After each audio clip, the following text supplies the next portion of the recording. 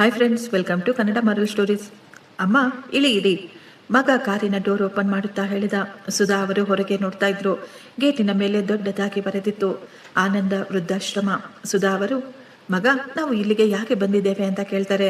ರವಿ ತಲೆ ಬಗ್ಗಿಸಿಕೊಂಡು, ಕೇವಲ ಕೆಲವು ದಿನ ಅಷ್ಟೇ, ಮನೆಯಲ್ಲಿ ನಿಮ್ಮ ಸೌಕರ್ಯಕ್ಕೆ ವ್ಯವಸ್ಥೆ ಮಾಡಲು ಸಾಧ್ಯವಾಗುತ್ತಿಲ್ಲ. ಪ್ರಿಯಾ ತಕ್ಷಣ ಹೇಳಿದ್ಲು, ಇಲ್ಲಿ ನಿಮ್ಮ ವಯಸ್ಸಿನ ತುಂಬಾ ಜನ ಇದ್ದಾರೆ, ನಿಮಗೆ ಇಲ್ಲಿ ತುಂಬಾ ಇಷ್ಟವಾಗುತ್ತದೆ. ಸುಧಾ ಅವರು ಸ್ವಲ್ಪ ಸಮಯ ಇಬ್ಬರನ್ನು ನೋಡುತ್ತಾ ನಂತರ ಆಕೆ ಏನು ಮಾತನಾಡದೆ ಆಯಿತು ಎಂದು ಕಾರಿನಿಂದ ಕೆಳಗೆ ಇಳಿದು ಬಿಟ್ಟರು. ಅಮ್ಮನ ಈ ಒಂದು ಮಾತು ಕೇಳಿ ರವಿ ನೆಮ್ಮದಿಯ ನಿಟ್ಟುಸಿರು ಬಿಟ್ಟಿದ್ದ. ಅವನಿಗನ್ನಿಸ್ತಾ ಇತ್ತು, ನಾನು ಅಂದುಕೊಂಡಂದಕ್ಕಿಂತ ತುಂಬಾ ಸುಲಭವಾಗಿ ಎಲ್ಲವೂ ನಡೆದು ಹೋಗಿದೆ ಅಂತ. ಆದರೆ ಅದೇ ಸಮಯದಲ್ಲಿ ವೃದ್ಧಾಶ್ರಮದಲ್ಲಿ ಕುಳಿತಿದ್ದ ಒಬ್ಬ ಅಧಿಕಾರಿ ಸುಧಾ ಅವರನ್ನು ನೋಡಿದ ತಕ್ಷಣ ಫೋನ್ ತೆಗೆದುಕೊಂಡು, ಮೇಡಮ್ ಅವರು ಬಂದು ಬಿಟ್ಟಿದ್ದಾರೆ ಅಂತ ಹೇಳಿದ್ರು. ಮತ್ತೊಂದು ಕಡೆಯಿಂದ ಕೇವಲ ಒಂದೇ ಒಂದು ಮಾತು, ಅವರನ್ನು ಪೂರ್ತಿ ಗೌರವದಿಂದ ಆಹ್ವಾನಿಸಿ, ಈಗಲೇ ಯಾರಿಗೂ ಏನನ್ನು ಹೇಳಬೇಡಿ. ರವಿ ಆ ಮಾತುಗಳನ್ನು ಕೇಳಿಸಿಕೊಳ್ಳಲಿಲ್ಲ. ಅವನು ಕಾರನ್ನು ತಿರುಗಿಸಿಕೊಂಡು ಹೊರಟು ಹೋದ. ಅವನು ಊಹಿಸಲಿಲ್ಲ ಮುಂದೆ ಏನು ನಡೆಯುತ್ತೆ ಅಂತ. 6 ತಿಂಗಳ ಮೊದಲು ಸುಧಾ ಅವರು ಪ್ರತಿದಿನದ ಹಾಗೆ ಈ ದಿನ ಕೂಡ ಎಲ್ಲರಿಗಿಂತ ಮೊದಲೇ ಎದ್ದಿದ್ದರು. ರವಿ ಆಫೀಸಿಗೆ ಹೊರಡಲು ರೆಡಿಯಾಗುತ್ತಿದ್ದ. ಆಗಲೇ ಸುಧಾ ಅವರು ಹೇಳ್ತಾರೆ, ಮಗ, ಫೈಲನ್ನು ಟೇಬಲ್ ಮೇಲೆ ಇಟ್ಟಿದ್ದೇನೆ ಮತ್ತು ಬ್ಯಾಗಿನಲ್ಲಿ ನಿನಗಿಷ್ಟವಾದ ತಿಂಡಿ ರೆಡಿ ಮಾಡಿ ಇಟ್ಟಿದ್ದೇನೆ. ಪ್ರಿಯಾ ನಗುತ್ತಾ ಹೇಳ್ತಾ ಇದ್ಲು, ಅತ್ತೆ, ನೀವು ಇಲ್ಲದಿದ್ದರೆ ಇವರು ಆಫೀಸಿಗೆ ಹೋಗಲು ಸಾಧ್ಯವೇ ಆಗುವುದಿಲ್ಲ. ಆ ಮೂವರು ನಗು ನಗುತ್ತಾ ಎಷ್ಟು ಸಂತೋಷವಾಗಿದ್ದರು. ಎಲ್ಲವೂ ತುಂಬಾ ಚೆನ್ನಾಗಿ ನಡೆಯುತ್ತಿತ್ತು. ಸುಧಾ ಅವರು ಯಾವಾಗಲೂ ಆ ದೇವರಿಗೆ ಧನ್ಯವಾದಗಳು ಅರ್ಪಿಸುತ್ತಿದ್ದರು. ದೇವರ ದಯೆಯಿಂದ ನನ್ನ ಪರಿವಾರ ಒಟ್ಟಾಗಿ ಸಂತೋಷವಾಗಿದೆ ಅಂತ. ಆದರೆ ಒಂದು ದಿನ ಸಾಯಂಕಾಲ ರವಿ ತುಂಬಾ ಸಂತೋಷವಾಗಿ ಮನೆಗೆ ಬಂದು ತನ್ನ ಹೆಂಡತಿಗೆ ಹೇಳ್ತಾ ಇದ್ದ, ಪ್ರಿಯಾ, ಆಫೀಸಿನಲ್ಲಿ ನನಗೆ ಪ್ರಮೋಷನ್ ಸಿಕ್ಕಿದೆ. ಪ್ರಿಯಾ ಸಂತೋಷದಿಂದ ಕುಣಿದಾಡುತ್ತಿದ್ದಳು. ಅವಳು ತಕ್ಷಣ, ನಾವು ಒಂದು ದೊಡ್ಡ ಫ್ಲಾಟ್ ಅನ್ನು ಖರೀದಿ ಮಾಡೋಣ ಅಂತ ಹೇಳ್ತಾಳೆ. ಆಗ ರವಿ ಸ್ವಲ್ಪ ಸಮಯ ಸುಮ್ಮನೆ ಇದ್ದ. ನಂತರ, ಖಂಡಿತ ಕೊಂಡುಕೊಳ್ಳೋಣ, ಆದರೆ ಡೌನ್ ಪೇಮೆಂಟ್ಗೆ ಹಣ ಕಡಿಮೆ ಇದೆ ಅಂತ ಹೇಳ್ತಾನೆ. ಪ್ರಿಯಾ ತಕ್ಷಣ ಹೇಳಿದ್ಲು, ಅತ್ತೆಯ ಬಳಿ ತುಂಬಾ ಉಳಿತಾಯ ಇರಬಹುದು, ಆಕೆಯ ಬಳಿ ನಾವು. ಆ ಸಮಯದಲ್ಲಿ ಸುಧಾ ಅವರು ದೇವರ ಮನೆಯಲ್ಲಿ ಕುಳಿತು ಧ್ಯಾನ ಮಾಡುತ್ತಿದ್ದರು. ಅವರು ಈ ಮಾತುಗಳನ್ನು ಏನೂ ಕೇಳಿಸಿಕೊಳ್ಳಲಿಲ್ಲ. 2 ದಿನದ ನಂತರ ಆಫೀಸಿನಿಂದ ಮನೆಗೆ ಬಂದ ರವಿ ಮುಖ ತುಂಬಾ ಸಪ್ಪಗಿತ್ತು. ಪ್ರಿಯಾ ತಕ್ಷಣ ಕೇಳ್ತಾಳೆ, ಏನಾಯ್ತು ರೀ, ನಿಮ್ಮ ಮುಖ ಯಾಕೆ ಈ ರೀತಿ ಡಲ್ ಆಗಿದೆ ಅಂತ. ಲೋನ್ ಸಿಗುತ್ತಂತೆ, ಆದರೆ ಬ್ಯಾಂಕಿಗೆ ಸೆಕ್ಯೂರಿಟಿ ಬೇಕಂತೆ. ಪ್ರಿಯಾ ನಿಧಾನವಾಗಿ ಹೇಳಿದ್ಲು, ಅತ್ತೆಯ ಹಳೆಯ ಮನೆ ಇದೆ ಅಲ್ವಾ. ರವಿ ಬಿಟ್ಟ ಕಣ್ಣು ಬಿಟ್ಟಂತೆ ಶಾಕ್ನಿಂದ ನೋಡ್ತಾ ಇದ್ದ. ಅವನಿಗೆ ಚೆನ್ನಾಗಿ ನೆನಪಿತ್ತು, ಅಪ್ಪ ಯಾವಾಗಲೂ ಹೇಳುತ್ತಾ ಇದ್ರು, ಆ ಮನೆಯ ಪತ್ರಗಳು ನಿನ್ನ ಅಮ್ಮನ ಹೆಸರಿನ ಮೇಲೆ ಇರಬೇಕು ಅಂತ. ಆದರೆ ಯಾಕೆ ಅಂತ ಮಾತ್ರ ಯಾರೂ ಉತ್ತರ ಕೊಟ್ಟಿರಲಿಲ್ಲ. ರಾತ್ರಿ ಸುಧಾ ಅವರು ತಮ್ಮ ವಾರ್ಡ್ರೋಬ್ ಅನ್ನು ಓಪನ್ ಮಾಡಿದ್ದರು. ಅದರಲ್ಲಿ ಕೆಲವೊಂದು ಫೈಲ್ಗಳು, ಒಂದು ಹಳೆಯ ಡೈರಿ ಮತ್ತು ನೀಲಿ ಬಣ್ಣದ ಲಕೋಟೆ ಇತ್ತು. ಸುಧಾ ಅವರು ಆ ಲಕೋಟೆಯನ್ನು ಕೈಯಲ್ಲಿ ಹಿಡಿದುಕೊಂಡು ಸ್ವಲ್ಪ ಸಮಯ ನೋಡುತ್ತಿದ್ದರು. ನಂತರ ಆಕೆ ಒಂದು ಮಾತು ಹೇಳಿ ಹಾಗೆಯೇ ಎತ್ತಿಟ್ಟು ಬಿಟ್ಟರು. ಬಾಗಿಲಿನ ಬಳಿ ಪ್ರಿಯಾ ನಿಂತುಕೊಂಡಿದ್ಲು. ಅವಳು ಕೇವಲ ಒಂದೇ ಒಂದು ಶಬ್ದವನ್ನು ಮಾತ್ರ ಕೇಳಿಸಿಕೊಂಡಳು. ಈಗಲೇ ಅಲ್ಲ, ಅವಳಿಗೆ ತಕ್ಷಣ ಅನ್ಸುತ್ತೆ, ಅತ್ತೆ ನಮ್ಮ ಬಳಿ ಏನನ್ನೋ ಮುಚ್ಚಿಡುತ್ತಿದ್ದಾರೆ ಅಂತ. ಭಾನುವಾರ ಎಲ್ಲರೂ ಒಟ್ಟಾಗಿ ಕುಳಿತು ಊಟ ಮಾಡುತ್ತಿದ್ದರು. ಆಗ ರವಿ ಹೇಳ್ತಾನೆ, ಅಮ್ಮ, ನಿಮ್ಮ ಬಳಿ ಒಂದು ಮಾತು ಕೇಳಬೇಕಾಗಿತ್ತು. ಏನು ಮಗ? ಅಮ್ಮ, ನಮ್ಮ ಹಳೆಯ ಮನೆಯ ಕಾಗದ ಪತ್ರಗಳು ಎಲ್ಲಿದ್ದಾವೆ? ಸುಧಾ ಅವರು ಸ್ವಲ್ಪವೂ ಗಾಬರಿ ಪಟ್ಟುಕೊಳ್ಳದೆ ಸ್ವಲ್ಪ ನೀರನ್ನು ಕುಡಿತು, ಸುರಕ್ಷಿತವಾದ ಸ್ಥಳದಲ್ಲಿ ಇವೆ ಅಂತ ಹೇಳ್ತಾರೆ. ಅಮ್ಮ, ಅವು ನಮಗೆ ಬೇಕಾಗಿತ್ತು. ಯಾಕೆ? ಏನೂ ಇಲ್ಲಮ್ಮ, ಸ್ವಲ್ಪ ಬ್ಯಾಂಕಿನ ಕೆಲಸ ಇದೆ. ಸುಧಾ ಅವರು ಮುಗುಳ್ನಗುತ್ತಾ, ಬ್ಯಾಂಕಿನ ಕೆಲಸವಾದರೆ ಬ್ಯಾಂಕಿನ ಕಾಗದ ಪತ್ರಗಳು ಬೇಕಾಗುತ್ತವೆ. ಎಲ್ಲ ಸಂಪತ್ತನ್ನು ಅಡಮಾನ ಇಡಲು ಸಾಧ್ಯವಿಲ್ಲ ಅಂತ ಹೇಳ್ತಾರೆ. ರವಿಗೆ ಮೊಟ್ಟ ಮೊದಲ ಬಾರಿ ಅನ್ನಿಸ್ತಾ ಇತ್ತು, ಅವನ ಅಮ್ಮ ಇಲ್ಲ ಅಂತಾನೂ ಹೇಳಲಿಲ್ಲ, ಸರಿ ಅಂತಾನೂ ಹೇಳಲಿಲ್ಲ ಅಂತ. ಪ್ರಿಯಾಳ ಮುಖ ಕೂಡ ಸಪ್ಪಗಾಗಿ ಬಿಟ್ಟಿತ್ತು. ಆ ರಾತ್ರಿ ಸುಧಾ ಅವರು ತಮ್ಮ ಹಳೆಯ ಪರಿಚಯದವರಾದ ಚಾರ್ಟೆಡ್ ಅಕೌಂಟೆಂಟ್ ಮಹೇಶ್ ಅವರಿಗೆ ಫೋನ್ ಮಾಡಿ ಎಲ್ಲ ಡಾಕ್ಯುಮೆಂಟ್ಗಳು ಸುರಕ್ಷಿತವಾಗಿದ್ದಾವೆ ತಾನೆ ಅಂತ ಕೇಳುತ್ತಾರೆ. ಮಹೇಶ್ ಅವರು ಹೇಳ್ತಾ ಇದ್ರು, ಎಲ್ಲವೂ ನೀಟಾಗಿ ಇವೆ, ನೀವು ಹೇಳಿದ ಹಾಗೆ ನಿಜವಾದ ಮಾಲೀಕರ ಹೆಸರು ಈಗಲೂ ಗೌಪ್ಯವಾಗಿದೆ ಅಂತ ಹೇಳ್ತಾರೆ. ಸುಧಾ ಅವರು ದೀರ್ಘವಾದ ಉಸಿರನ್ನು ತೆಗೆದುಕೊಂಡು, ಆಯಿತು, ಈಗಲೇ ಯಾರಿಗೂ ಏನನ್ನು ಹೇಳಬೇಡಿ ಅಂತ ಹೇಳಿ ಫೋನನ್ನು ಕಟ್ ಮಾಡಿಬಿಟ್ಟಿದ್ದರು. ಅದೇ ಸಮಯದಲ್ಲಿ ರವಿ ರೂಮಿನ ಹೊರಗೆ ಓಡಾಡುತ್ತಿದ್ದ. ಅವನು ಕೇವಲ ಕೊನೆಯ ಮಾತುಗಳನ್ನು ಮಾತ್ರ ಕೇಳಿಸಿಕೊಂಡ. ಈಗಲೇ ಯಾರಿಗೂ ಏನನ್ನು ಹೇಳಬೇಡಿ. ಈಗ ಅವನ ಮನಸ್ಸಿನಲ್ಲಿ ಒಂದು ಹೊಸ ಅನುಮಾನ ಶುರುವಾಗಿತ್ತು. ಇಷ್ಟಕ್ಕೂ ನನ್ನ ಅಮ್ಮ ಯಾವ ರಹಸ್ಯವನ್ನು ನಮ್ಮಿಂದ ಮುಚ್ಚಿಡುತ್ತಿದ್ದಾರೆ ಅಂತ. ಆ ದಿನದಿಂದ ಮನೆಯ ಪರಿಸ್ಥಿತಿ ನಿಧಾನವಾಗಿ ಬದಲಾಗತೊಡಗಿತ್ತು. ಮೊದಲೆಲ್ಲ ರವಿ ಆಫೀಸಿನಿಂದ ಬಂದ ತಕ್ಷಣ ತನ್ನ ಅಮ್ಮನ ಬಳಿ ಕುಳಿತು ಮಾತನಾಡುತ್ತಿದ್ದ. ಈಗ ಅವನು ನೇರವಾಗಿ ತನ್ನ ರೂಮಿಗೆ ಹೊರಟು ಹೋಗ್ತಾ ಇದ್ದ. ಪ್ರಿಯಾ ಕೂಡ ಮೊದಲಿನ ಹಾಗೆ ಅತ್ತೆಗಾಗಿ ಏನನ್ನೂ ಮಾಡುತ್ತಿರಲಿಲ್ಲ. ಒಂದು ದಿನ ಸುಧಾ ಅವರು ಗಮನಿಸುತ್ತಾರೆ, ಅಡಿಗೆ ಮನೆಯಲ್ಲಿ ಅವರಿಗಾಗಿ ಊಟವನ್ನೇ ಮಾಡಿ ಇಟ್ಟಿರಲಿಲ್ಲ ಅಂತ. ಅವರು ಏನೂ ಮಾತನಾಡಲಿಲ್ಲ. ಅವರೇ ಖುದ್ದಾಗಿ ಹೋಗಿ 2 ರೊಟ್ಟಿಗಳನ್ನು ಮಾಡಿಕೊಂಡು ತಿನ್ನುತ್ತಾರೆ. ಅದೇ ಸಮಯದಲ್ಲಿ ಹಾಲಿನಿಂದ ಪ್ರಿಯಾಳ ಧ್ವನಿ ಕೇಳಿಸುತ್ತಿತ್ತು. ರವಿ, ಇನ್ನು ಮುಂದೆ ನಾವು ನಮ್ಮ ಜೀವನವನ್ನು ಸಹ ನೋಡಿಕೊಳ್ಳಬೇಕು. ಎಲ್ಲ ವಿಷಯಗಳು ಅತ್ತೆಯವರ ಪ್ರಕಾರ ನಡೆಸಲು ಸಾಧ್ಯವಿಲ್ಲ. ಈ ಮಾತುಗಳು ಸುಧಾ ಅವರು ಸಹ ಕೇಳಿಸಿಕೊಂಡರು. ಆದರೆ ಅವರು ಏನೂ ಮಾತನಾಡಲಿಲ್ಲ. ಅವರು ಕೇವಲ ತಮ್ಮ ಡೈರಿಯಲ್ಲಿ ಒಂದೇ ಒಂದು ಲೈನನ್ನು ಬರೆದು ಇಟ್ಟುಕೊಳ್ಳುತ್ತಾರೆ. ಸಂಬಂಧಗಳು ಬದಲಾದಾಗ ಶಬ್ದಗಳು ಅಲ್ಲ, ವ್ಯವಹಾರಗಳನ್ನು ಗುರುತಿಸಬೇಕು ಅಂತ. ಮಾರನೆಯ ದಿನ ಸುಧಾ ಅವರು ನೇರವಾಗಿ ಬ್ಯಾಂಕಿನ ಲಾಕರ್ ಅನ್ನು ಓಪನ್ ಮಾಡುತ್ತಾರೆ. ಅದರಲ್ಲಿ ಒಂದು ಫೈಲನ್ನು ಹೊರತೆಗೆದು ಒಂದು ಕಾಪಿ ಮಾಡಿಸಿಕೊಳ್ಳುತ್ತಾರೆ. ನಂತರ ಒಂದು ಲಕೋಟೆಯಲ್ಲಿ ಅದನ್ನು ಇಟ್ಟು ಬ್ಯಾಂಕ್ ಮ್ಯಾನೇಜರ್ಗೆ ಹೇಳ್ತಾರೆ, ಒಂದು ವೇಳೆ ನಾನು ಖುದ್ದಾಗಿ ಬರಲಿಲ್ಲ ಅಂದರೆ ಈ ಲಕೋಟೆಯನ್ನು ಇದರ ಮೇಲೆ ಬರೆದಿರುವ ವ್ಯಕ್ತಿಗೆ ಮಾತ್ರ ಕೊಡಿ. ಬ್ಯಾಂಕ್ ಮ್ಯಾನೇಜರ್ ಕೇಳ್ತಾ ಇದ್ರು, ಮೇಡಮ್ ಎಲ್ಲವೂ ಸರಿ ಇದೆ ತಾನೆ? ಸುಧಾ ಅವರು ಮುಗುಳ್ನಗುತ್ತಾ, ಈಗ ಸದ್ಯಕ್ಕೆ ಎಲ್ಲವೂ ಸರಿಯಿದೆ. ನಾನು ಅಂದುಕೊಳ್ಳುತ್ತಿದ್ದೇನೆ ಮುಂದೆ ಕೂಡ ಎಲ್ಲವೂ ಸರಿ ಇರಬೇಕು ಅಂತ ಎಂದು ಹೇಳುತ್ತಾರೆ. ರಾತ್ರಿ ಪ್ರಿಯಾ ತನ್ನ ಗಂಡನ ಮುಂದೆ ಕೆಲವೊಂದು ಕಾಗದ ಪತ್ರಗಳನ್ನು ಇಟ್ಟು, ಇದನ್ನು ನೋಡಿ, ನಿಮ್ಮ ತಾಯಿಯ ಹಳೆಯ ಮನೆಯನ್ನು ಮಾರಾಟ ಮಾಡಿದರೆ ನಾವು ಯಾವುದೇ ಚಿಂತೆ ಇಲ್ಲದೆ ಹೊಸ ಫ್ಲಾಟನ್ನು ಕೊಂಡುಕೊಳ್ಳಬಹುದು ಅಂತ ಹೇಳ್ತಾಳೆ. ಆದರೆ ರವಿ ಹೇಳ್ತಾನೆ, ಆಕೆ ಇದಕ್ಕೆ ಒಪ್ಪಿಕೊಳ್ಳೋದಿಲ್ಲ ಅಂತ. ಪ್ರಿಯಾ ತಕ್ಷಣ ಹೇಳ್ತಾಳೆ, ನೇರವಾಗಿ ಏನನ್ನು ಹೇಳಬೇಡಿ, ಮೊದಲು ನೀವು ಆಕೆಗೆ ಅರ್ಥ ಮಾಡಿಸಿ, ಇಷ್ಟು ದೊಡ್ಡ ಮನೆಯಲ್ಲಿ ನಿಮಗೆ ಸುರಕ್ಷಿತವಲ್ಲ.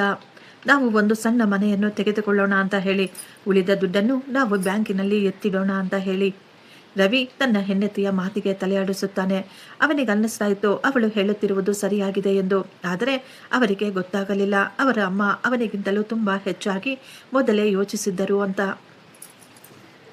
2 ದಿನದ ನಂತರ ಸುಧಾ ಅವರು ಒಂದು ಆಫೀಸಿಗೆ ಹೋಗುತ್ತಾರೆ. ಒಳಗೆ ಕುಳಿತಿದ್ದ ಅಂಜಲಿ ಅವರು ಎದ್ದು ಈಚೆ ಬಂದು, ನಮಸ್ಕಾರ ಮೇಡಮ್, ನೀವು ಇದ್ದಕ್ಕಿದ್ದ ಹಾಗೆ ಇಲ್ಲಿ ಎಂದು ಕೇಳಿದಾಗ ಸುಧಾ ಅವರು ಮುಗುಳ್ನಾಗುತ್ತಾ, ಕೆಲವು ವಿಷಯಗಳನ್ನು ತಿಳಿದುಕೊಳ್ಳಬೇಕಾಗಿತ್ತು ಅಂತ ಹೇಳ್ತಾರೆ. ಅಂಜಲಿಯವರು ಕಂಪ್ಯೂಟರನ್ನು ಓಪನ್ ಮಾಡಿ ಕೆಲವೊಂದು ಫೈಲ್ಗಳನ್ನು ಅವರ ಮುಂದೆ ತೋರಿಸುತ್ತಿದ್ದರು. ಕಳೆದ 5 ವರ್ಷಗಳ ಬಾಡಿಗೆ ಸಮಯಕ್ಕೆ ಸರಿಯಾಗಿ ಜಮೆಯಾಗಿದೆ. ಮೇಂಟೆನೆನ್ಸ್ ಸಹ ಪೂರ್ತಿಯಾಗಿ ಕರೆಕ್ಟಾಗಿ ಪೇ ಮಾಡಲಾಗಿದೆ. ಈ ದಿನದವರೆಗೂ ನಿಜವಾದ ಮಾಲೀಕರ ಬಗ್ಗೆ ಯಾರಿಗೂ ಏನೂ ಗೊತ್ತಾಗಿಲ್ಲ. ಸುಧಾ ಅವರು ತುಂಬ ಶಾಂತವಾಗಿ ಕೇಳ್ತಾರೆ, ರವಿ ಏನಾದರೂ ಗೊತ್ತಾಯ್ತಾ? ಇಲ್ಲ, ಅವನು ಅಂದುಕೊಳ್ಳುತ್ತಿದ್ದಾನೆ ಪೂರ್ತಿ ಬಿಲ್ಡಿಂಗ್ ಯಾರೋ ಬಿಲ್ಡರ್ ಅವರದ್ದು ಅಂತ. ಈ ಮಾತು ಕೇಳಿ ಸುಧಾ ಅವರು ನೆಮ್ಮದಿಯ ನಿಟ್ಟುಸಿರನ್ನು ಬಿಟ್ಟಿದ್ರು. ಅವರು ಹೇಳಿದ್ರು, ಇದನ್ನು ಹಾಗೆಯೇ ಇರಲು ಬಿಡಿ. ಮನೆಗೆ ಬರಬೇಕಾದರೆ ಸುಧಾ ಅವರು ಅದೇ ಬಿಲ್ಡಿಂಗ್ ಅನ್ನು ಹೊರಗೆ ನಿಂತು ನೋಡುತ್ತಿದ್ದರು. ಅವರಿಗೆ ತಮ್ಮ ಗಂಡನ ಮಾತುಗಳು ಎಲ್ಲವೂ ನೆನಪಿಗೆ ಬರುತ್ತಿದ್ದವು. ನಿನ್ನ ಮಗ ನಿನ್ನನ್ನು ಅವಮಾನ ಮಾಡಿದ ದಿನ ನೀನು ಕೋಪ ಮಾಡಿಕೊಳ್ಳಬೇಡ. ಅವನಿಗೆ ಸತ್ಯವನ್ನು ನೋಡಲು ಒಂದು ಅವಕಾಶವನ್ನು ಕೊಡು. ಈ ಮಾತು ನೆನೆಸಿಕೊಂಡ ತಕ್ಷಣ ಆಕೆಯ ಕಣ್ಣುಗಳು ತುಂಬಿ ಬಂದಿದ್ದವು. ಆಕೆ ಆಕಾಶವನ್ನೇ ನೋಡುತ್ತಾ, ನಾನು ಖಂಡಿತ ನನ್ನ ಮಾತನ್ನು ನೆರವೇರಿಸುತ್ತೇನೆ ಅಂತ ಹೇಳುತ್ತಿದ್ದರು. ಭಾನುವಾರ ಬೆಳಿಗ್ಗೆ ರವಿ ತನ್ನ ಅಮ್ಮನ ರೂಮ್ಗೆ ಹೋಗಿ, ಅಮ್ಮ, ಒಂದು ಮುಖ್ಯವಾದ ವಿಷಯ ಮಾತನಾಡಬೇಕಾಗಿತ್ತು ಅಂತ ಹೇಳ್ತಾನೆ. ಹೇಳು ಮಗ, ಏನದು? ಅಮ್ಮ, ನೀವು ಇಲ್ಲಿ ಒಂಟಿಯಾಗಿ ಇರುತ್ತೀರಾ. ಹಳೆಯ ಮನೆ ಕೂಡ ತುಂಬ ದೊಡ್ಡದಾಗಿದೆ. ನಾವು ಅದನ್ನು ಮಾರಾಟ ಮಾಡಿಬಿಟ್ರೆ ನೀವು ಕೂಡ ಆರಾಮವಾಗಿ ಇರಬಹುದಲ್ವಾ ಅಂತ ಹೇಳ್ತಾನೆ. ಸುಧಾ ಅವರು ನೇರವಾಗಿ ಕೇಳ್ತಾರೆ, ಮತ್ತೆ ನೀನು?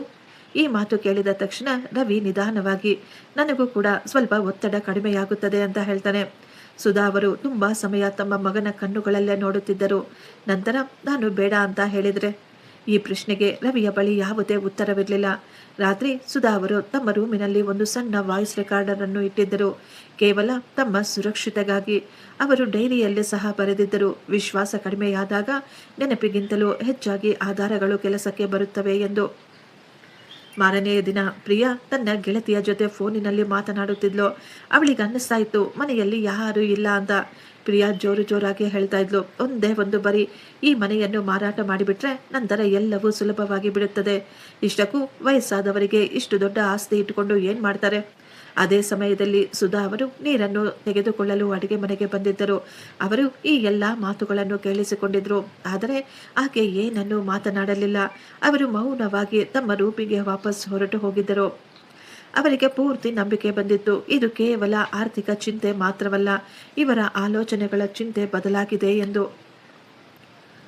ಅದೇ ಸಾಯಂಕಾಲ ಅಂಜಲಿಯ ಫೋನ್ ಬಂದಿತ್ತು. ಮೇಡಮ್, ಒಂದು ವಿಷಯ ಹೇಳಬೇಕಾಗಿತ್ತು.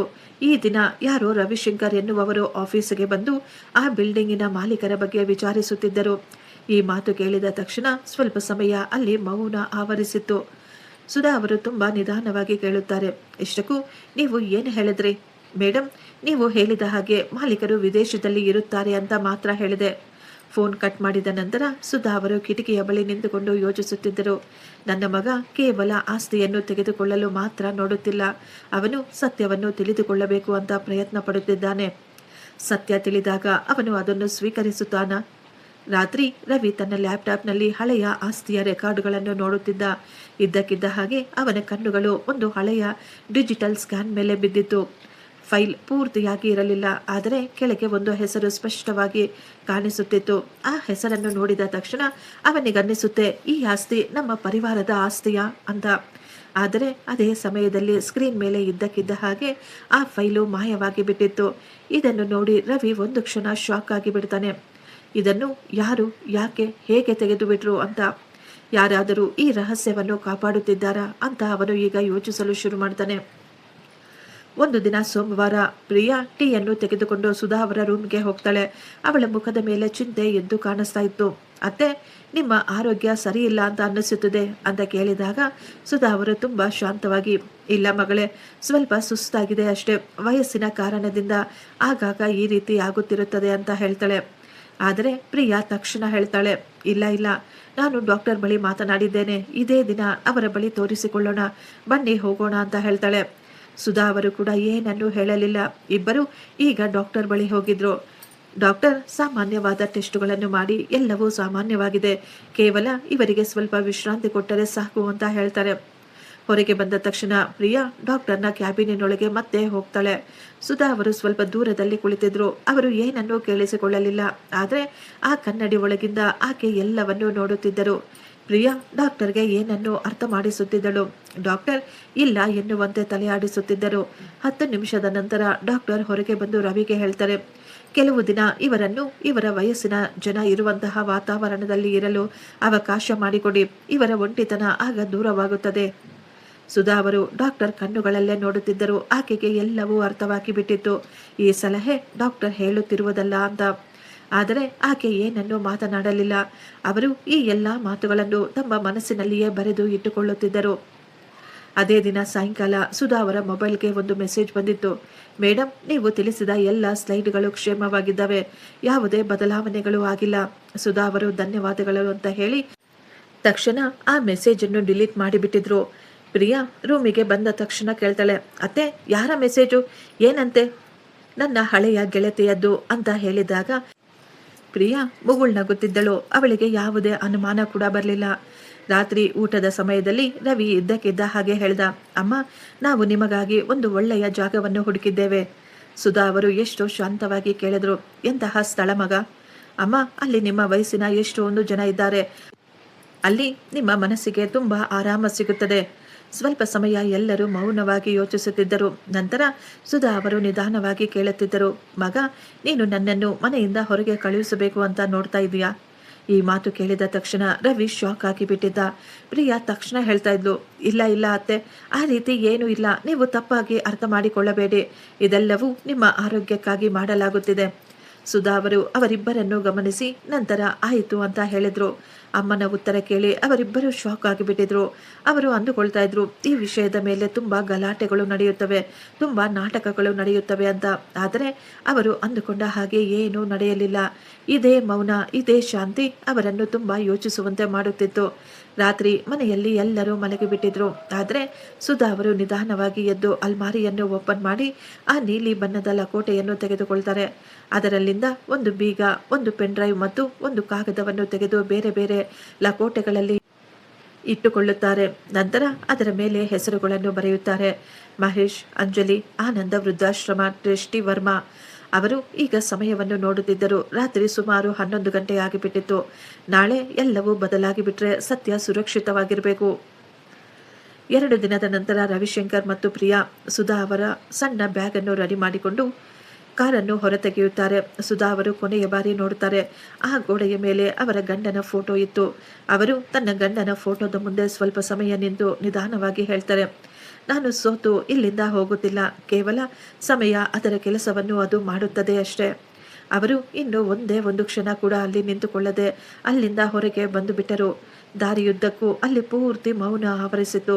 ಸ್ವಲ್ಪ ಸಮಯ ಸುಮ್ಮನಿದ್ದು ನಂತರ ಸುಧಾ ಅವರು ಕೇಳ್ತಾರೆ, ರವಿ, ಒಂದೇ ಒಂದು ಪ್ರಶ್ನೆ ಕೇಳಬೇಕಾಗಿತ್ತು.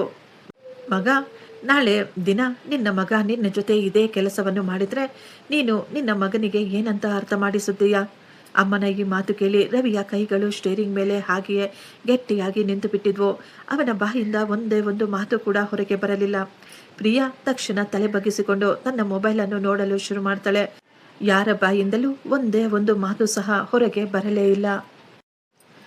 ಕಾರು ಆ ದೊಡ್ಡ ಗೇಟಿನ ಬಳಿ ಬಂದು ನಿಂತಾಗ ಗೇಟ್ ಮೇಲೆ ಬರೆಯಲಾಗಿತ್ತು, ಆನಂದ ವೃದ್ಧಾಶ್ರಮ. ವರ್ಮಾ ಅವರು ಹೊರಗೆ ಬಂದು ಸುಧಾ ಅವರನ್ನು ನೋಡಿದ ತಕ್ಷಣ 2 ಕೈಗಳನ್ನು ಜೋಡಿಸುತ್ತಾರೆ. ನಮಸ್ತೆ ಮೇಡಮ್. ನಂತರ ರವಿಶಂಕರ್ ಜೊತೆ ಹೇಳುತ್ತಾರೆ, ನೀವು ಚಿಂತೆ ಮಾಡಬೇಡಿ, ಇವರನ್ನು ತುಂಬಾ ಚೆನ್ನಾಗಿ ನೋಡಿಕೊಳ್ಳುತ್ತೇವೆ. ರವಿ ತುಂಬಾ ಸಂತೋಷವಾಗಿ ಎಲ್ಲ ಫಾರ್ಮಾಲಿಟೀಸ್ ಅನ್ನು ಪೂರ್ತಿ ಮಾಡಿ ಅವರಿಬ್ಬರು ಅಲ್ಲಿಂದ ಹೊರಟು ಹೋಗುತ್ತಾರೆ. ಕಾರು ಅಲ್ಲಿಂದ ಹೋದ ತಕ್ಷಣ ವರ್ಮಾ ಅವರ ವ್ಯವಹಾರ ಪೂರ್ತಿಯಾಗಿ ಬದಲಾಗಿ ಬಿಟ್ಟಿತು. ಅವರು ಎಷ್ಟೋ ಗೌರವದಿಂದ ಹೇಳುತ್ತಿದ್ದರು, ಮೇಡಮ್, ನಿಮ್ಮ ರೂಮು ಸಿದ್ಧವಾಗಿದೆ, ಅಲ್ಲಿ ಅಂಜಲಿ ಮೇಡಮ್ ನಿಮಗಾಗಿ ಕಾಯುತ್ತಿದ್ದಾರೆ. ಸುಧಾ ಅವರು ರೂಮಿಗೆ ಹೋದಾಗ ಅಂಜಲಿ ಅವರು ಹೇಳ್ತಾರೆ, ಮೇಡಮ್, ಕಳೆದ ತಿಂಗಳ ಬಾಡಿಗೆ ಎಲ್ಲ ವಿವರಗಳು ಇದರಲ್ಲಿವೆ. ಸುಧಾ ಅವರು ಆ ಫೈಲನ್ನು ನೋಡುತ್ತಾರೆ. ಅಲ್ಲಿ ಎಲ್ಲವೂ ಮಾಮೂಲಿಯಾಗಿತ್ತು. ಅವರು ಕೇಳ್ತಾರೆ, ರವಿ ಸಮಯಕ್ಕೆ ಸರಿಯಾಗಿ ಬಾಡಿಗೆಯನ್ನು ಕಟ್ಟುತ್ತಿದ್ದಾನಾ? ಅಂಜಲಿ ನಿಧಾನವಾಗಿ ಮುಗುಳ್ನಗುತ್ತಾ, ಹೌದು ಮೇಡಮ್, ಪ್ರತಿ ತಿಂಗಳು ಸಮಯಕ್ಕೆ ಸರಿಯಾಗಿ ಕಟ್ಟಿಬಿಡುತ್ತಾನೆ. ಅವನಿಗೆ ಈ ದಿನವೂ ಅನ್ನಿಸುತ್ತಿದೆ ಯಾರೋ ಬಿಲ್ಡರ್ಗೆ ಬಾಡಿಗೆ ಕಟ್ಟುತ್ತಿದ್ದೇನೆ ಅಂತ. ಸುಧಾ ಅವರು ತಮ್ಮ ಕಣ್ಣುಗಳನ್ನು ಈಗ ಮುಚ್ಚಿಕೊಂಡು ಕುಳಿತುಕೊಳ್ತಾರೆ. ಅವರಿಗೆ ಯಾವುದೇ ಸಂತೋಷವಾಗುತ್ತಿರಲಿಲ್ಲ. ತುಂಬ ಒಳ್ಳೆಯ ಕೆಲಸ. ಅವನಿಗೆ ಈ ವಿಷಯ ಹೇಳಬೇಡಿ ಅಂತ ಮಾತ್ರ ಹೇಳಿದ್ರು. ಅದೇ ದಿನ ಸಾಯಂಕಾಲ ರವಿ ತನ್ನ ಮನೆಗೆ ಹೋಗುತ್ತಾನೆ. ಬಾಗಿಲು ತೆರೆದ ತಕ್ಷಣ ಸೆಕ್ಯೂರಿಟಿ ಗಾರ್ಡ್ ಬಂದು, ಸರ್, ನಾಳೆ ಬೆಳಿಗ್ಗೆ ಮಾಲೀಕರು ಮತ್ತು ಬಾಡಿಗೆಯವರ ಮೀಟಿಂಗ್ ಇದೆ, ನೀವು ಬರಬೇಕು ಅಂತ ಹೇಳ್ತಾನೆ. ರವಿ ಕೇಳ್ತಾ ಇದ್ದ, ಯಾಕೆ ಅಂತ. ಸೆಕ್ಯೂರಿಟಿ ಗಾರ್ಡ್ ಹೇಳ್ತಾನೆ, ಮಾಲೀಕರ ಕಡೆಯಿಂದ ಏನೋ ಮಹತ್ವಪೂರ್ಣವಾದ ವಿಷಯ ಮಾತನಾಡಬೇಕಾಗಿತ್ತಂತೆ. ರವಿ ಮುಗುಳ್ನಗುತ್ತಾ ಮನಸ್ಸಿನಲ್ಲೇ ಅಂದುಕೊಳ್ಳುತ್ತಾನೆ, ಕೊನೆಗೂ ಆ ಮಾಲೀಕರನ್ನು ಭೇಟಿಯಾಗುವ ಅವಕಾಶ ಸಿಗುತ್ತೆ. ಆದರೆ ಅವರಿಗೆ ಗೊತ್ತಾಗಲಿಲ್ಲ ಯಾವ ವ್ಯಕ್ತಿಯನ್ನು ಭೇಟಿಯಾಗಲು ಅವನು ಇಷ್ಟೊಂದು ತಯಾರಿ ಮಾಡುತ್ತಿದ್ದಾನೋ. ಅವರನ್ನು ಈಗ ತಾನೇ ಅವನ ಕಾರಿನಿಂದ ಇಳಿದು ವೃದ್ಧಾಶ್ರಮದ ಒಂದು ರೂಮಿನೊಳಗೆ ಹೊರಟು ಹೋಗಿದ್ರು ಅಂತ. ಮಾರನೆಯ ದಿನ ಬೆಳಿಗ್ಗೆ ಬಿಲ್ಡಿಂಗ್ನ ಕಮ್ಯುನಿಟಿ ಹಾಲಿನಲ್ಲಿ ಎಲ್ಲ ಮನೆಯವರು ಅಲ್ಲಿ ಬಂದು ಸೇರಿದ್ರು. ಪ್ರಿಯಾ ಮತ್ತು ರವಿ ಕೂಡ ಅಲ್ಲೇ ಕುಳಿತುಕೊಂಡಿದ್ರು. ಎಲ್ಲರ ಕಣ್ಣುಗಳಲ್ಲೂ ಎಷ್ಟೊಂದು ಪ್ರಶ್ನೆಗಳು.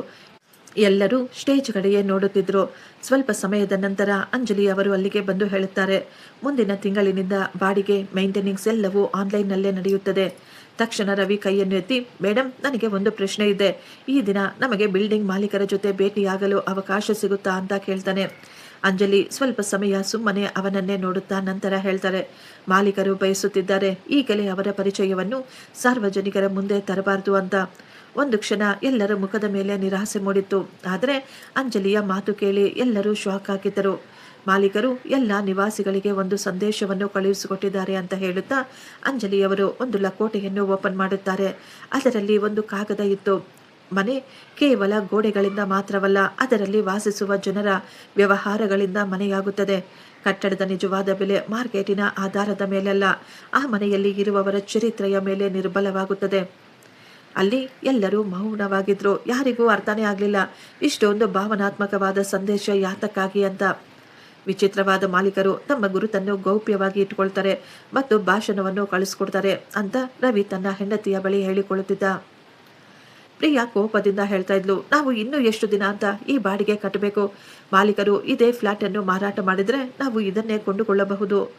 ರವಿ ಹೇಳ್ತಾನೆ, ನಾನು ಪ್ರಯತ್ನ ಪಡ್ತಾ ಇದ್ದೀನಿ, ಆದರೆ ಮಾಲೀಕರನ್ನು ಭೇಟಿಯಾಗಲು ಸಾಧ್ಯವಾಗುತ್ತಿಲ್ಲ.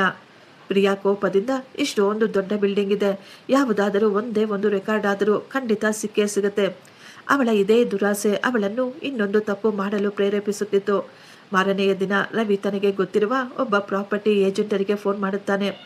ಕುಮಾರ್, ಈ ಬಿಲ್ಡಿಂಗ್ ಮಾಲೀಕರನ್ನು ಪತ್ತೆ ಮಾಡಬೇಕು ಅಂತ ಕೇಳಿಕೊಳ್ತಾನೆ. ಏಜೆಂಟ್ ನಗುತ್ತಾ, ಇದು ಅಷ್ಟೊಂದು ಸುಲಭದ ಕೆಲಸ ಏನೂ ಅಲ್ಲ. ಈ ಸಂಪತ್ತು ಎಲ್ಲ ಆಸ್ತಿ ಒಂದು ಟ್ರಸ್ಟಿನ ಹೆಸರಿನ ಮೇಲೆ ನಡೆಯುತ್ತಿದೆ. ರವಿ ಒಂದು ಕ್ಷಣ ಶಾಕ್ ಆಗಿದ್ದ. ಏನು, ಟ್ರಸ್ಟಾ? ಹೌದು, ನಿಜವಾದ ಮಾಲೀಕರ ಹೆಸರು ಎಲ್ಲೂ ಸಿಗೋದಿಲ್ಲ, ಕೇವಲ ಟ್ರಸ್ಟ್ನ ಹೆಸರು ಮಾತ್ರ ಕಾಣಿಸುತ್ತೆ ಅಂತ ಹೇಳಿ ಅವನು ಫೋನನ್ನು ಕಟ್ ಮಾಡಿಬಿಟ್ಟಿದ್ದ.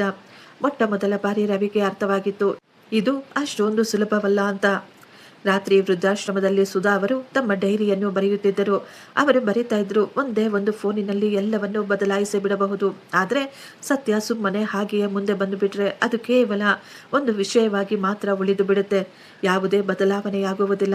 ವರ್ಮಾ ಅವರು ಕೇಳ್ತಾರೆ, ಮೇಡಮ್, ನಿಮಗೆ ನಿಮ್ಮ ಮಗನ ಮೇಲೆ ಕೋಪ ಬರೋದಿಲ್ವಾ? ಸುಧಾ ಅವರು ಮುಗುಳ್ನಗುತ್ತಾ, ಕೋಪ ತುಂಬಾ ಚಿಕ್ಕದು, ನಾವು ಅಂದುಕೊಳ್ಳುತ್ತಿದ್ದೇನೆ ಅವನಿಗೆ ಬುದ್ಧಿ ಬರಬೇಕು ಅಂತ. ಮಾರನೆಯ ದಿನ ರವಿ ಮೊಬೈಲ್ಗೆ ಒಂದು ಮೆಸೇಜ್ ಬಂದಿತ್ತು. ಅವನು ಲೋನ್ ಕ್ಯಾನ್ಸಲ್ ಆಗಿದೆ ಅಂತ. ಇದನ್ನು ನೋಡಿ ಅವರಿಬ್ಬರು ತುಂಬಾ ಟೆನ್ಷನ್ ಮಾಡಿಕೊಳ್ಳುತ್ತಾರೆ. ತಕ್ಷಣ ಪ್ರಿಯಾ ಹೇಳ್ತಾಳೆ, ಈಗ ನಾವು ಏನು ತಾನೇ ಮಾಡಬೇಕು?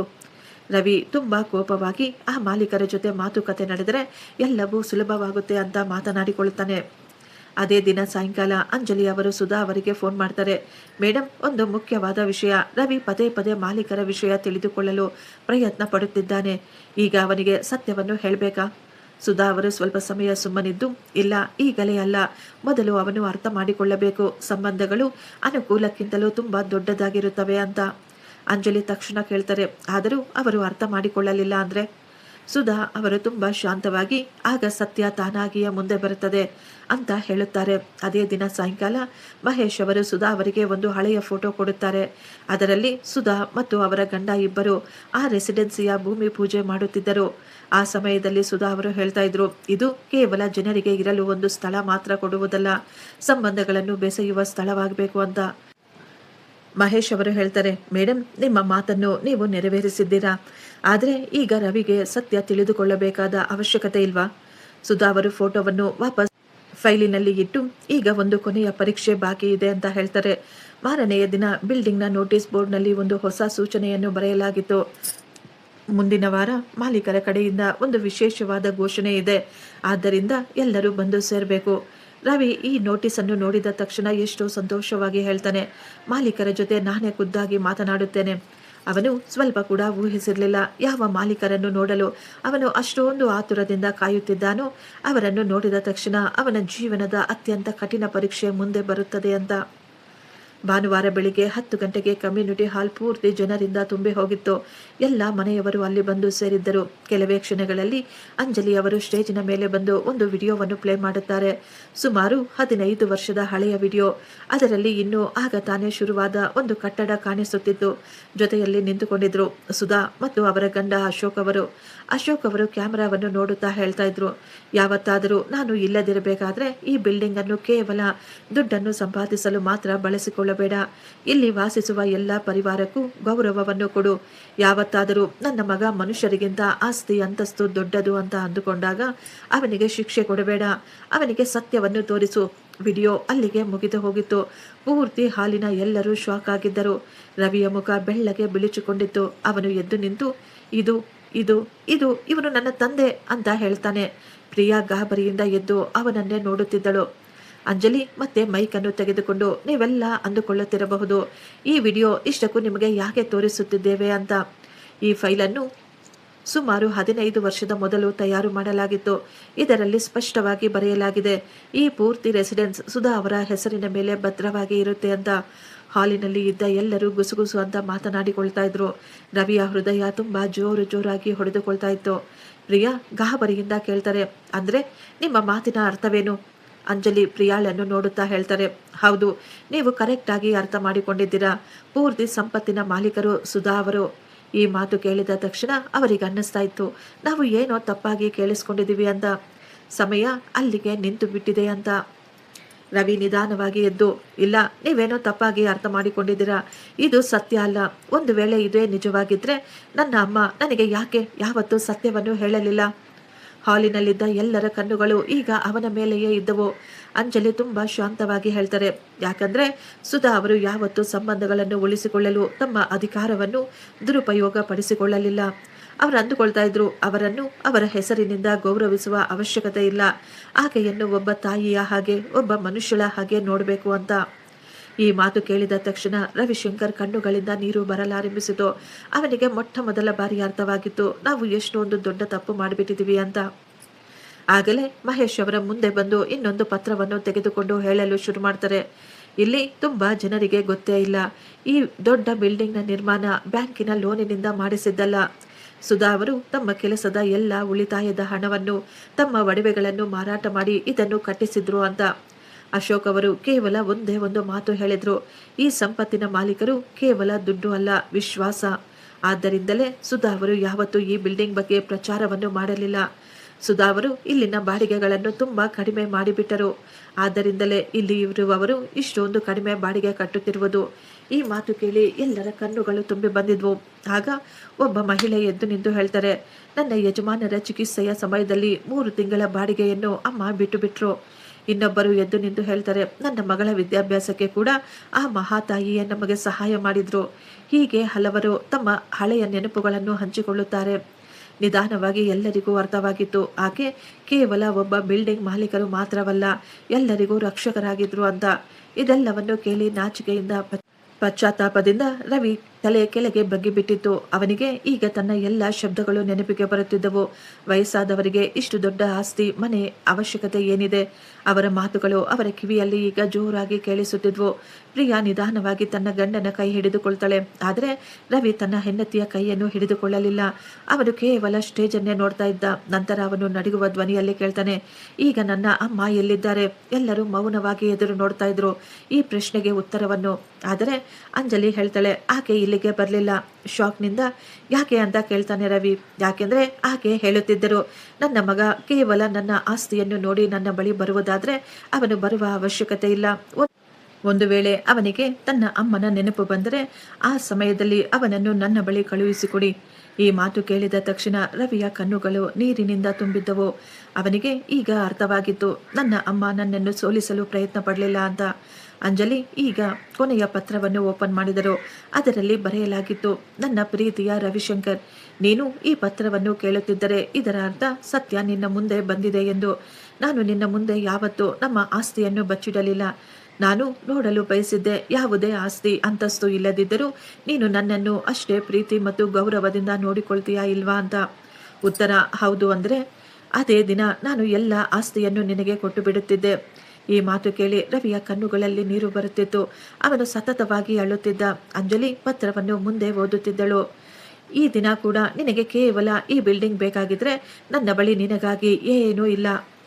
ನಿನಗೆ ನಿನ್ನ ಅಮ್ಮ ಬೇಕಾಗಿದ್ದರೆ ನೀನು ಬಿಟ್ಟು ಬಂದ ಸ್ಥಳದಲ್ಲೇ ನಾನು ಅಲ್ಲೇ ಇದ್ದೇನೆ. ಈ ಮಾತು ಕೇಳಿದ ತಕ್ಷಣ ಹಾಲಿನಲ್ಲಿದ್ದ ಎಲ್ಲರೂ ಶಾಕ್ ಆಗಿಬಿಟ್ಟಿದ್ರು. ಅಲ್ಲಿ ಮೌನ ಆವರಿಸಿತು.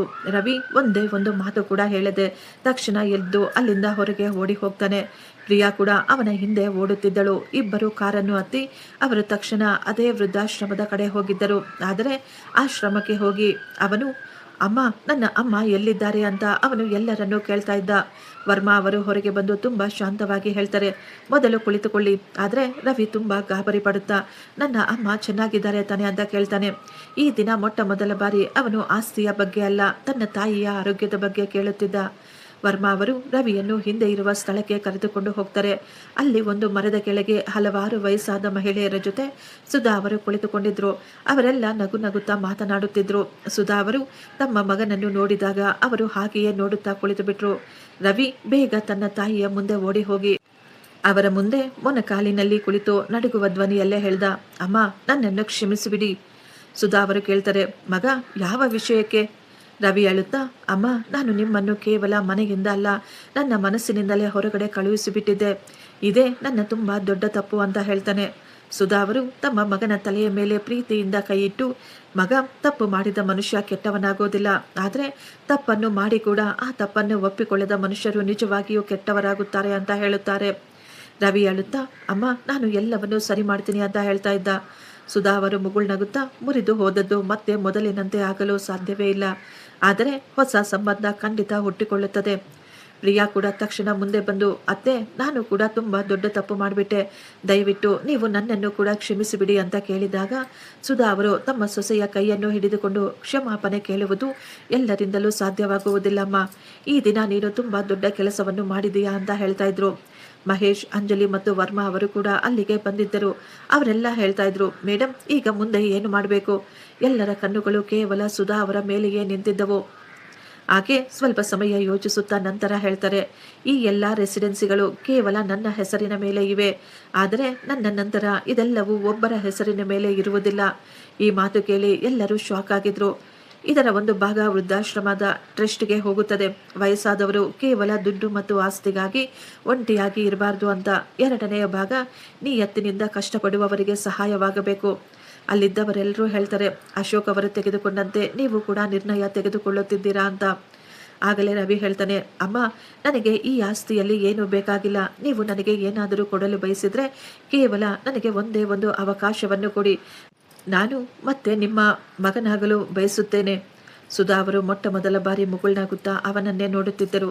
ಯಾವಾಗಲೂ ಆಸ್ತಿಯನ್ನೇ ಕೇಳುತ್ತಿದ್ದ ಮಗ ಈ ದಿನ ಅಮ್ಮನನ್ನು ಕೇಳುತ್ತಿದ್ದ. ಆಕೆ ತಕ್ಷಣ ಸಂತೋಷವಾಗಿ ಹೇಳ್ತಾರೆ, ಇದೇ ಬದಲಾವಣೆಯನ್ನು ನಾನು ನಿನ್ನಲ್ಲಿ ನೋಡಲು ಬಯಸಿದ್ದೆ ಅಂತ. ರವಿ ತನ್ನ ಅಮ್ಮನ ಕೈಗಳನ್ನು ಹಿಡಿದುಕೊಂಡು ಕಣ್ಣೀರು ಹಾಕುತ್ತಾ ಎಷ್ಟೋ ಸಂತೋಷಪಟ್ಟಿದ್ದ. ಅವನು ಪ್ರತಿ ವಾರ ವೃದ್ಧಾಶ್ರಮಕ್ಕೆ ಹೋಗುತ್ತಿದ್ದ, ತನ್ನ ಅಮ್ಮನನ್ನು ನೋಡಲು ಮಾತ್ರವಲ್ಲ, ಅಲ್ಲಿದ್ದ ಉಳಿದ ವಯಸ್ಸಾದವರ ಜೊತೆ ಕೂಡ ಸಮಯವನ್ನು ಕಳೆಯಲು. ಪ್ರಿಯಾ ಕೂಡ ವೃದ್ಧಾಶ್ರಮದ ಮಹಿಳೆಯರಿಗಾಗಿ ಒಂದು ಕೌಶಲ್ಯ ಕೇಂದ್ರವನ್ನು ಶುರು ಮಾಡಿದ್ಲು. ಅಲ್ಲಿ ಮಹಿಳೆಯರಿಗೆ ಸಣ್ಣ ಪುಟ್ಟ ಕೆಲಸಗಳು ಮಾಡುವುದನ್ನು ಹೇಳಿಕೊಡುತ್ತಿದ್ದಳು. ಸುಧಾ ಅವರು ಈಗ ಮೊದಲಿಗಿಂತಲೂ ತುಂಬಾ ಶಾಂತವಾಗಿದ್ರು. ಯಾಕೆಂದ್ರೆ ಅವರಿಗೆ ತಮ್ಮ ಮಗ ವಾಪಸ್ಸು ಸಿಕ್ಕಿದ್ದ. ಒಂದು ದಿನ ರವಿ ಕೇಳ್ತಾನೆ, ಅಮ್ಮ, ಆ ದಿನ ಆ ಮೀಟಿಂಗ್ ಅದೆಲ್ಲ ನಡೆಯಲಿಲ್ಲ ಅಂದಿದ್ರೆ ನೀವು ಯಾವತ್ತಾದರೂ ನನಗೆ ಸತ್ಯವನ್ನು ಹೇಳುತ್ತಿದ್ರಾ? ಸುಧಾ ಅವರು ಮುಗುಳ್ನಗುತ್ತಾ, ಖಂಡಿತ ಹೇಳುತ್ತಿದ್ದೆ ಮಗ. ಆದರೆ ನಿನಗೆ ಆ ಸತ್ಯದ ಅವಶ್ಯಕತೆ ಬಿದ್ದಾಗ ಅಲ್ಲ, ನಿನಗೆ ನಿನ್ನ ಅಮ್ಮನ ಅವಶ್ಯಕತೆ ಬಿದ್ದಾಗ. ಗೌರವ ಎಲ್ಲದಕ್ಕಿಂತಲೂ ತುಂಬ ದೊಡ್ಡ ಅಧಿಕಾರ. ಫ್ರೆಂಡ್ಸ್, ಈ ಸ್ಟೋರಿ ನಿಮಗೆ ಇಷ್ಟವಾಗಿದ್ದರೆ ಒಂದು ಲೈಕ್ ಮಾಡಿ ಮತ್ತು ನಮ್ಮ ಚಾನಲನ್ನು ಸಬ್ಸ್ಕ್ರೈಬ್ ಮಾಡಿಕೊಳ್ಳಿ. ಥ್ಯಾಂಕ್ ಯು, ಧನ್ಯವಾದಗಳು.